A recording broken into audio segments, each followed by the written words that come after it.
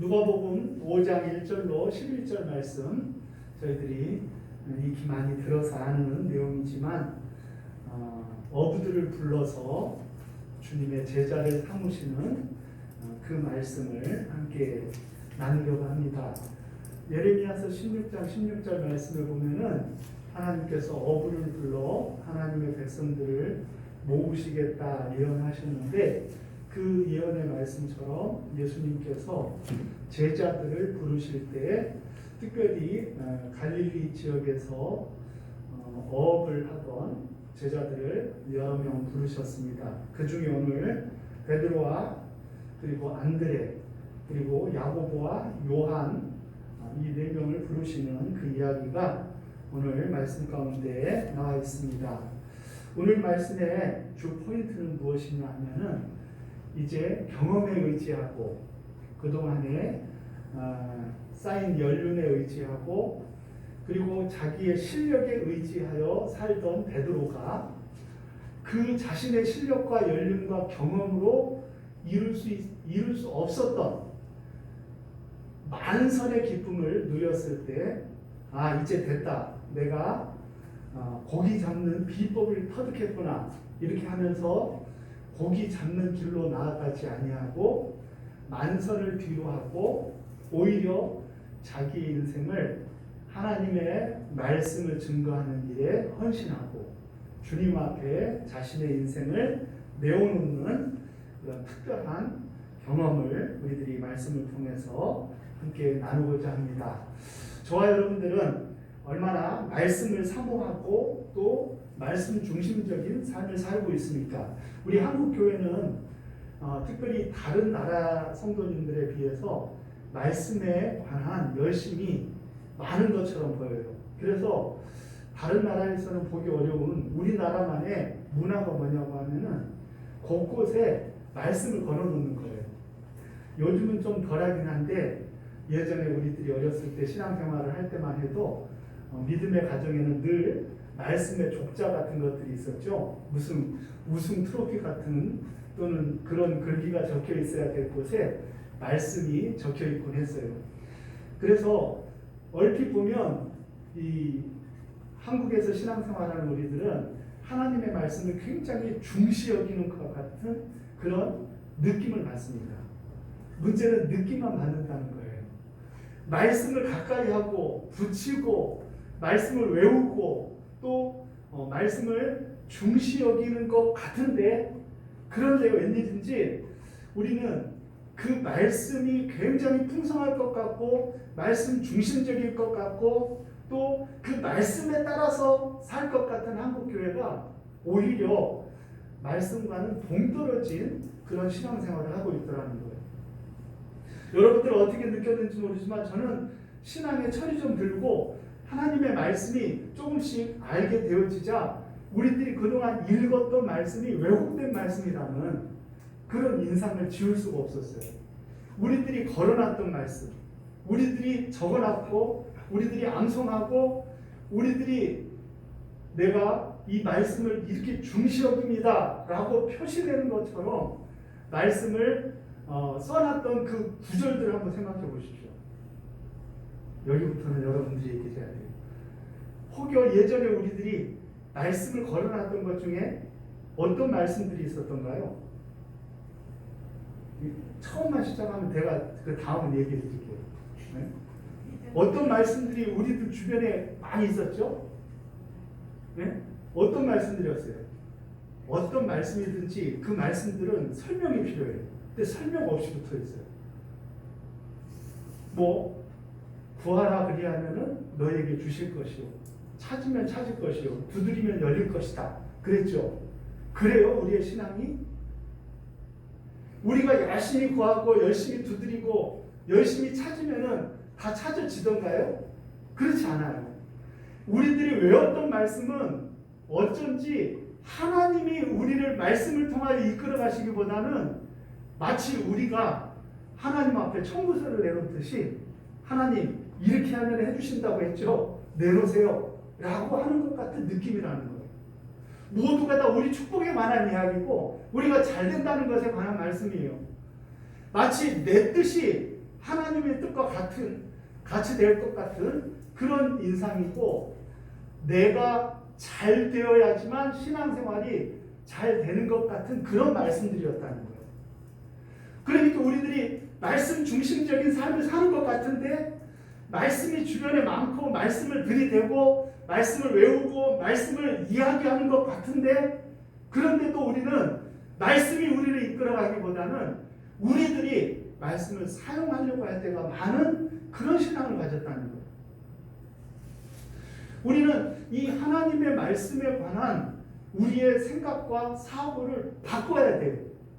만일 베드로가 그런 의미의, 한국 교회 같은 그런 의미의 말씀으로 이 하나님의 말씀을 사용했다고 하면은, 그는 자기가 만선을 거두었을 때 그 만선의 기쁨을 지속적으로 더 이루기 위하여 달려갔을 거예요.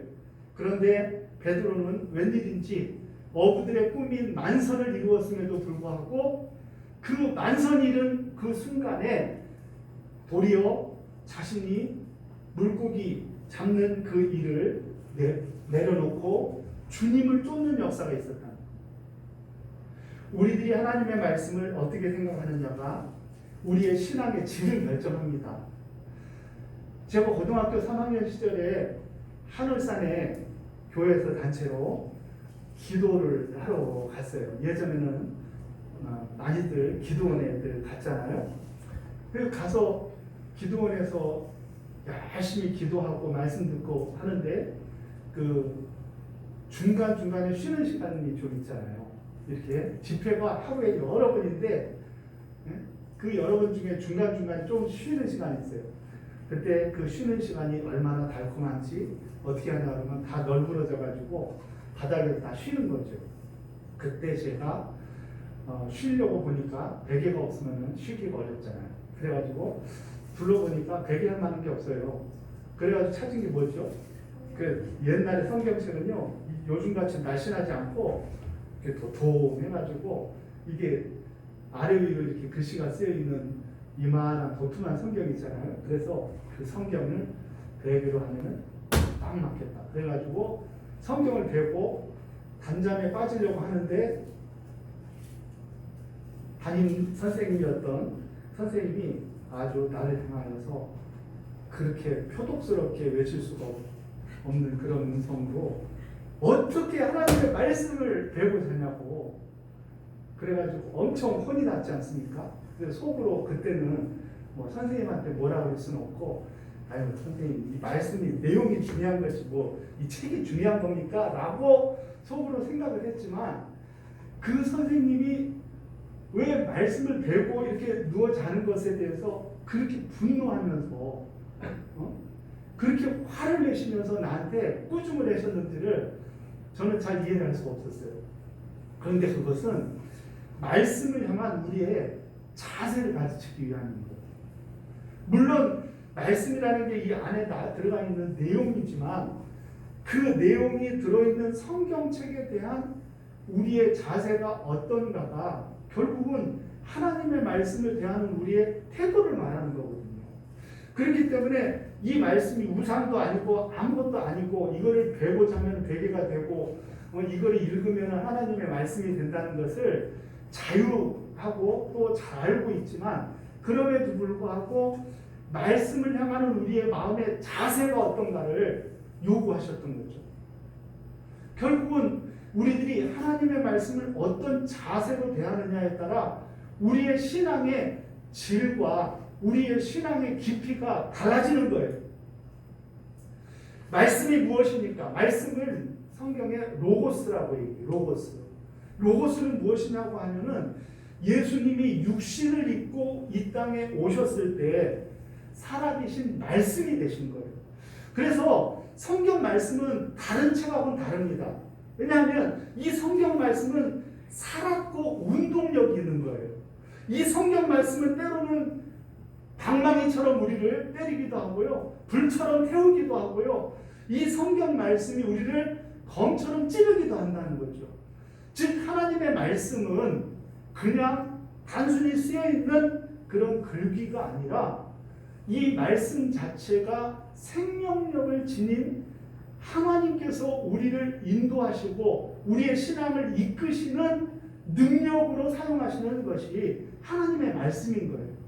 그러므로 우리는 하나님의 말씀을 어떻게 대하느냐에 따라 그 하나님의 말씀이 우리 속에서 어떻게 역사하느냐에 따라서 우리의 신앙이 건강하고 좋은 신앙도 되고 아니면은 기독교의 탈은 썼는데 기독교의 겉모습은 갖추었는데 아직도 우리가 샤머니즘적인 아니면은 이런 다른 종교와 마찬가지인 신앙으로 흐를 수도 있다는 거죠. 우리가 하나님의 말씀에 대한 올바른 태도는 그래서 중요합니다. 예수님이 말씀이셨어요.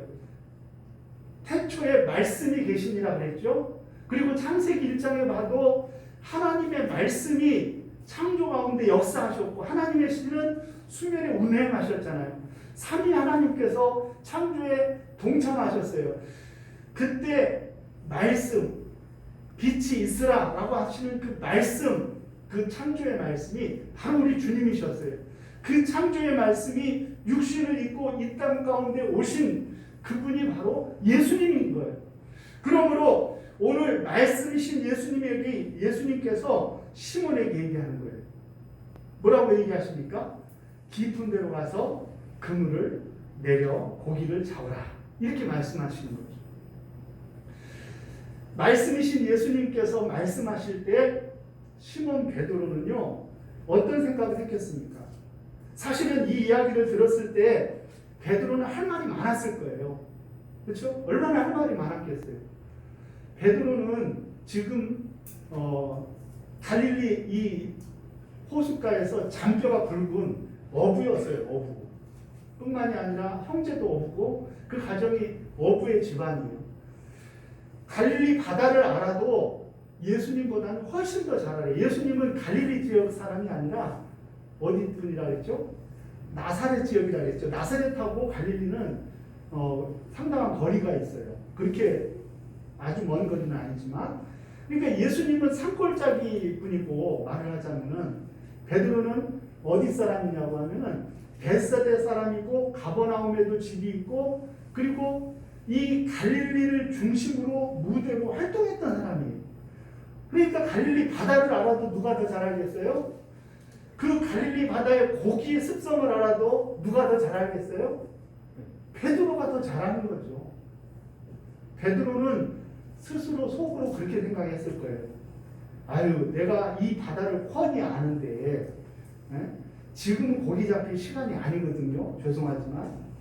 그래서 내가 고기 잡는 것을 이제 끝냈고 더군다나 오늘은 특별히 고기들이 다 저기 깊은 데서 회의가 있어서 그런지 고기가 많이 잡혔어요, 안 잡혔어요? 오늘은 밤새 수고했는데 고기가 잡히지 않은 거예요. 그러니까 어부들이 되는 날이 있고 안 되는 날이 있잖아요. 분명히 시간도 좋고 물때도 좋고 모든 게 다 맞는데도 고기가 안 잡히는 날이 있거든요. 그러니까 하필 그런 빈 배로 돌아와서 그물을 씻었단 말이에요. 그물을 씻었다는 건 무슨 말이에요? 이미 고기잡이를 마쳤다 그런 얘기예요.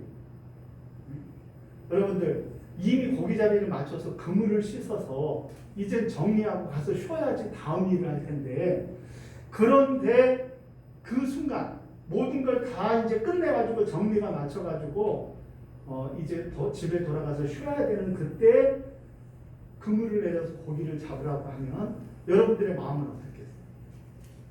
응? 여러분들은 어떻겠어요? 안 하고 싶죠. 고상하게 안 하고 싶고요. 짜증 나죠. 화가 날 거예요. 예수님이 나사렛 분이시고 이 바다에 대해서 잘 아시는 분도 아니시고 그리고 예수님께서 고기잡이에 대해서 나만큼 경륜이 있는 것도 아니고 그리고 내 경험상 그리고 내가 그동안 고기 잡고 이 갈릴리 바다에서 잔뼈가 불고 오는 동안의 경험으로 봤을 때 지금은 고기가 잡히지 않는다는 것은 자명한 일이잖아요. 그런데 그런 모든 불평을 베드로는 어떻게 했느냐고 하면은 그 모든 불평에도 불구하고 베드로는 그 모든 불평을 넘어섰어요. 불구하고 5절 이것을 베드로가 이렇게 고백합니다. 속으로는 어떤 마음을 가지고 있든지 베드로는 이렇게 대답하죠. 다 5절 말씀 같이 한번 읽습니다. 시작. 시몬이 대답하여 이르되 선생님 우리들이 밤이 새도록 수고하였으되 잡은 것이 없지만은 말씀에 의지하여 내가 그물을 내리리이다 하고. 아멘. 베드로는요 밤새 수고하여도 잡힌 것이 없어서 오늘은 빈손으로 이제 고기잡이를 마치려고 했지만 그럼에도 불구하고 베드로가 한 번 그물을 또 내려보는 것은 단지 무엇 때문에 그렇다는 거예요? 선생님 말씀 때문에 그렇다는 거예요. 선생님 말씀, 예수님의 말씀하심 때문에 어쩔 수 없이 그물을 내려보겠다 이 말이에요. 베드로는 고기가 많이 잡힐 거라는 기대가 있었습니까? 없었어요. 그런 기대는 하지도 않았어요. 설마 지금은 때도 아니고 이제는 고기들이 이따가도 다 깊은 바다로 돌아가는 시간인데 고기를 잡을 수 있겠나? 빈손일 걸 기대하지도 않아서 빈손으로 빈 그물로 거둘 것이라고 예상을 누가 했는 거예요? 누가? 어부들이 베드로와 그와 함께한 사람들이 그런 생각을 가진 거예요. 저쪽 배에서 보는 야고보와 요한은 얼마나 또 이상하게 생각이 됐겠어요. 아니 이제 고기잡이 끝나고 이제 집에 돌아갈 준비하던 사람이 갑자기 그물을 내린다고 하면은 우리들은 이해가 안 될 거예요. 우리들은 기대감이 안 생길 거예요. 그렇지 않아요? 그런데 우리들의 기대가 없고 우리들이 안 될 것 같고 심지어는 우리들이 불가능할 것 같고 더 나아가서는 이거는 아니다 라고 싶은데 그럼에도 불구하고 하나님의 말씀이 우리에게 요구할 때가 있어요. 하나님의 말씀이 우리에게 요구합니다. 어떻게 요구하냐 그러면은 하나님의 말씀이 생각나기도 하고 때로요. 하나님의 말씀이 떠오를 뿐만이 아니라 그 말씀이 이 상황에서 도저히 이 말씀이 떠오르지 않아야 될 그런 상황인데도 불구하고 말씀이 우리에게 다가올 때가 있다. 다가올 때가. 그래서 예수님께서 제자들을 파송하실 때에도 너희들이 무슨 말을 할 것인지를 염려하지 말고 가라 그랬어요. 왜 염려하지 말고 가라 그랬냐 그러면 무슨 우리들이 교리를 준비하고 또 막 대답할 것들을 예행 연습해가지고 어떻게 질문하면 어떻게 답하겠다. 그리고 우리들이 할 수 있는 준비들을 잘 해가지고 그렇게 갈 필요가 없이 예수님께서 제자들에게 그냥 가라 그랬어요. 가면 너희들이 말할 것들을 생각나게 하시리라. 아멘. 하나님께서 주의 성령님께서 우리를 사용하시면은요, 성령님은 말씀의 검을 쓰시는 분이잖아요. 그래서 우리들이 하나님의 말씀이 떠오르게 하고 하나님의 말씀이 우리를 사용하게 하고 하나님의 말씀이 우리를 이끌 수 있도록 누가 역사하시냐고 하면 성령님께서 역사하시는 거예요. 그래서 우리가 말씀이 생각나면은 성령님이 그 말씀을 통하여 우리를 순종하도록 기대하시는 것을 여기면 돼요. 하나님의 말씀이 우리 가운데 떠오르고 그 말씀이 우리를 이끌려고 하면은 성령님이 우리를 이끄시는 거예요. 성령님께서. 그러니까 이 말씀이 하나님 앞에 우리가 얼마나 의미 있는 말씀입니다. 말씀하시니까 아무것도 수고한 것이 없지만 말씀하시니 내가 그 말씀 때문에 말씀으로 인하여서 다른 기대는 하나도 없습니다. 나는 안 될 거라고 생각하고 내 경험도 안 된다고 얘기하고 그동안 해왔던 모든 역사들도 안 된다고 얘기를 하지만 단 하나님이 말씀하시니 그 말씀 때문에 그물을 던지겠습니다. 이렇게 얘기하는 거죠. 그래서 그물을 내렸더니 어떻게 됐어요? 고기가 너무 많이 잡히는 거예요. 밤새 어디를 갔던 고기들이 한꺼번에 몰려와가지고요. 너무 많이 고기가 잡혀가지고 그물이 찢어질 정도로 찢어지려고 그물이 흐르는 거예요. 그러니까 손짓해서 옆에 있는 배들을 불러가지고 야고보와 요한도 함께 불러서 2배에 가득 채우고, 고기가 얼마나 많이 잡혔으면은 가득 채우고 어떻게 됐어요? 그 배들이 고기를 다 이렇게 배에다가 올렸더니 어떻게 됐어요? 배가 장길랑 말라. 고기가 하도 많이 잡혀가지고요, 그 고기를 다 담았더니 배가 거의 장길랑 말랑할 정도로 그렇게 많은 고기가 잡혔다는 거예요. 이때 베드로가 보이는 태도를 주목해야 돼요. 우리는 사실 우리가 한국 교회가 말씀을 내가 원하고 필요한 말씀만, 내가 은혜되는 말씀만 외우고 붙인다고 했잖아요. 사실은 내가 원하고 내가 기대하는 말씀을 붙일 것이 아니라, 우리들이 말씀을 사모하며 말씀의 사람이고 말씀을 중시 여기는 그런 성도들이라고 하면은 하나님이 기대하시고 하나님이 원하시는 말씀이 우리에게 은혜가 돼야 돼요. 나를 이루는 것, 내가 성공되어지고 내가 잘되고 내가 참되게 되고 이런 것이 중요한 것이 아니에요. 중요한 것은 무엇이냐고 하면은 하나님이 나를 통하여 영광 받으시는 말씀이 우리에게 은혜가 되고 그것이 우리에게 다가와야 된다는 것이죠. 베드로는요, 만선을 이루고 자기 배뿐만이 아니라 동료의 배에도 가득 차게 거둔 이 상황 속에서 베드로의 시선은 물고기를 향했습니까? 아니면 예수님을 향했습니까? 이게 중요한 거예요. 우리의 시선이 어디에 멈춰서느냐? 성공에 멈춰서느냐? 이 땅에서 잘되고 행복하고 이 땅에서 풍성해지는 것에 우리의 눈이 머문다고 하면은 그 고기들을 보면서 감격하고, 와, 이런 비법이 어디에 있나 하면서 내가 그동안 경험은 다 필요 없는 것이었구나 생각을 하면서 어떻게 하면 고기를 이렇게 많이 거둘 수 있는 것인가, 거기에 주목해야 되는데 베드로는 그것은 아무 관심이 없어져 버렸어요. 그리고 예수님의 이 베드로는 관심이 그 말씀을 하신 예수님에게 가 있었던 거예요. 왜 그러느냐 그러면 자기의 경험과 자기의 그동안의 모든 실력과 관계없이 말씀만 의지하여 그가 그물을 내렸기 때문에 그렇다는 거예요. 만일 여기에 자기의 노력과 자기의 경험과 자기의 기술과 자기의 그동안의 노하우가 함께 하는 그런 그물이었다고 하면은 아마도 베드로는 자기를 기대하는 마음이 조금이라도 있었을 거예요. 그런데 아무런 기대가 없었어요. 안 될 거라는 확신이 있었어요.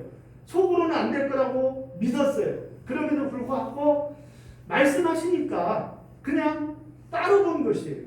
그렇기 때문에 베드로는 그 그물에 잡힌 물고기에 눈길이 가지 아니하고 예수님께 눈이 가고 예수님과 내 관계를 다시 한번 생각하게 되었다는 것입니다. 그리고 나서 예수님을 보니까 예수님은 자신들과는 다른 분이다. 하나님의 아들이시고 주님이시라는 것을 깨달은 거예요. 그래서 베드로는 고기는 하나도 관심이 없고 어떻게 됩니까? 예수님 앞에 무릎을 꿇고 나를 떠나소서, 나는 죄인으로서이다, 이렇게 고백을 한 거예요. 나를 떠나소서, 나는 죄인입니다. 마치 이사야 선지자가요, 이사야 선지자가 이제 하나님의 부름을 받을 때 하나님의 임재를 느끼고 나서 나는 화로다, 나는 망하게 되었도다, 화로다, 내가 망하게 되었도다, 이렇게 하면서 이사야 선지자가 울부짖지 않았습니까? 하나님의 임재를 느낄 때 우리들은 어떤 반응이 일어나냐고 하면은 그 두려움에 사로잡혀가지고, 하나님의 임재로 인하여 두려움에 사로잡혀가지고 스스로 다 죄인임을 고백을 하고, 그리고 주님이 나에게서 떨어지기를 그렇게 기대하게 되어 있다는 것입니다. 그것이 하나님의 임재가 임할 때의 보통 사람들의 반응이에요.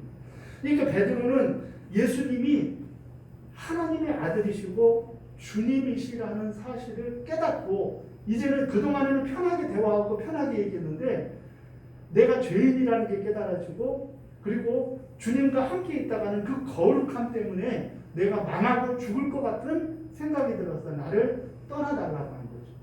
예수님을 멀리하고 싶다는 그런 생각이 아니라 심적인 경외감이 든 거예요.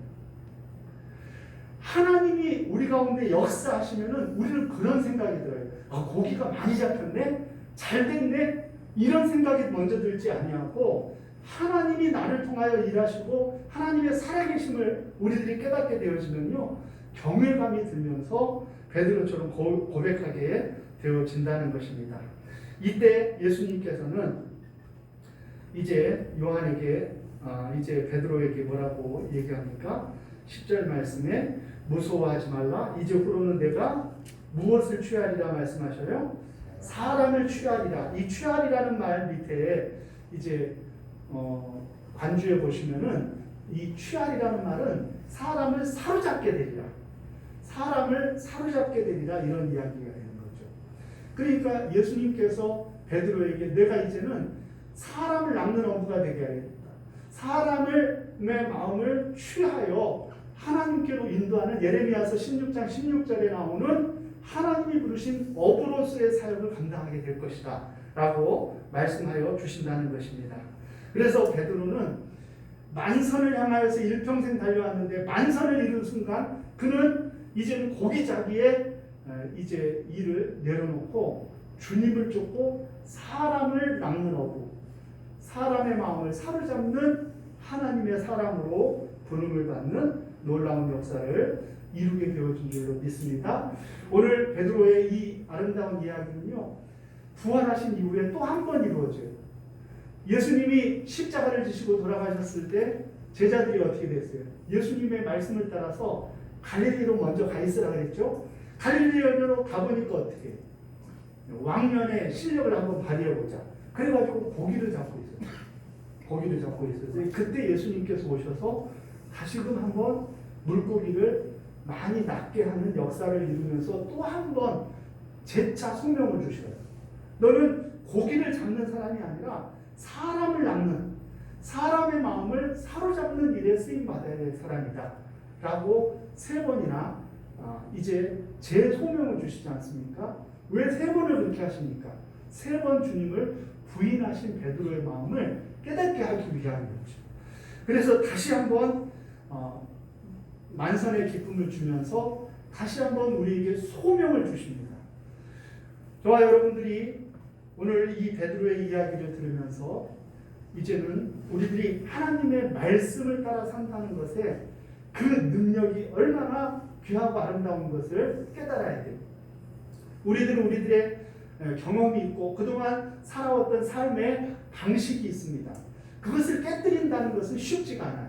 그러나 때로는 말씀이 요구하시면은 그것을 과감하게 깨뜨리는 순간 우리가 기대했던 것이 아니라 하나님이 기대했던 일이 이루어지고 하나님이 기대했던 일이 이루어지면 내가 하나님 앞에서 어떤 사람인 것이 깨달아지고 그리고 내 인생에 나아갈 길, 내 인생의 소명이 발견되어지는 놀라운 역사가 일어나게 되어질 줄로 믿습니다.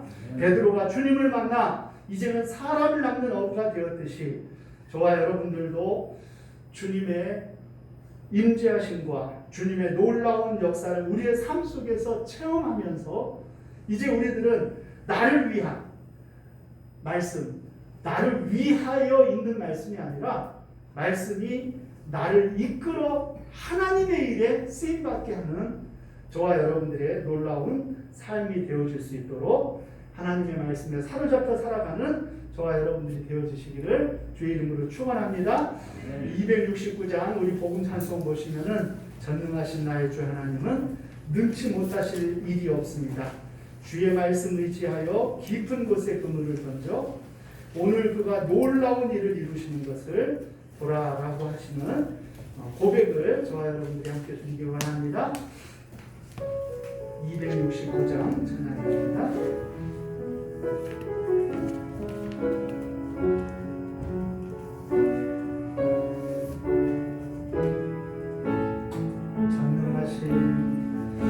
전능하신 나의 주 하나님은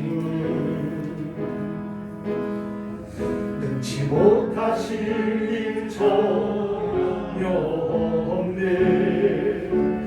우리의 모든 간구도 우리의 모든 생각도 우리의 모든 꿈과 모든 소망도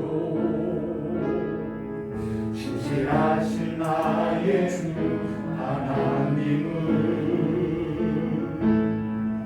우리의 모든 괴로움 바꿀 수 있네. 불가능한 일 행하시고 죽은 자를 일으키시니 그를 이길 자 아무도 없네. 주의 말씀을 지하여 깊은 곳에 금을 던져 오늘 그가 놀라운 일을 이루시는 것 보라. 주의 말씀을 지하여 믿음으로 금을 던져 믿는 자에게 능치 못한 자리에서 다 일어나셔서 다시 한번 찬양 드립니다. 전능하신 나의 주 하나님은 능치 못하실 일 전혀 없네. 우리의 모든 간구도 우리의 모든 생각도 우리의 모든 꿈과 모든 소망도 신실하신 나의 주 하나님은 우리의 모든 괴로움 바꿀 수 있네. 불가능한 일 행하시고 죽은 자를 일으키시니 그를 이길 자 아무도 없네. 주의 말씀을 지하여 깊은 곳에 금을 던져 오늘 그가 놀라운 일을 이루시는 거라. 주의 말씀을 지하여 믿음으로 금을 던져 믿는 자에게 능치 못하고 주의 말씀을 지하여 주의 말씀을 지하여 깊은 곳에 금을 던져 오늘 그가 놀라운 일을 이루시는 것 보라. 주의 말씀을 지하여 믿음으로 금을 던져 믿는 자에게 능치 못하옵네.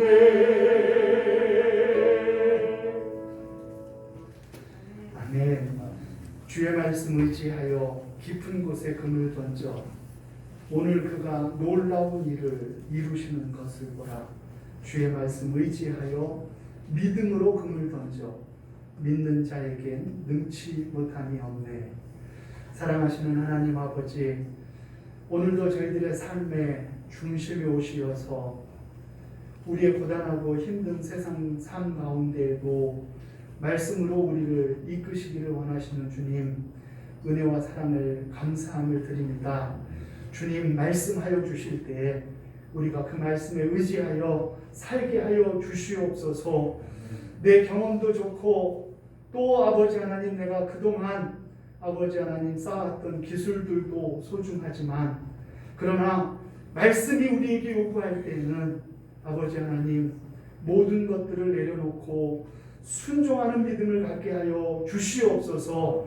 내가 내 아버지 하나님 모든 것들을 내려놓고 말씀에 순종할 때 하나님의 놀라운 역사가 이루어지고 하나님께서 우리를 이끌어 주님이 기뻐하시는 삶으로 인도하여 주실 줄 믿사오니 주께서 베드로에게 요구하셨던 아버지 깊은 데에 가서 그물을 내리라 하신 말씀이 우리에게도 이루어지게 하시고 우리들도 아버지 하나님 만선의 기쁨으로 인하여 감사하는 것이 아니라 주님을 인격적으로 만남으로 인하여 기뻐하며 감사하며 행복해하는 우리 사랑하는 성도님들이 되게 하여 주시옵소서.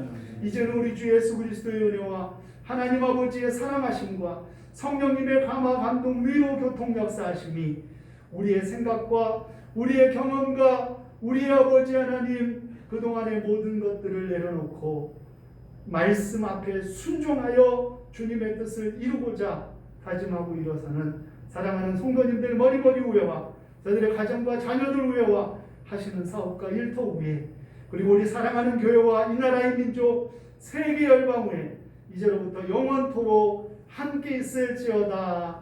아멘.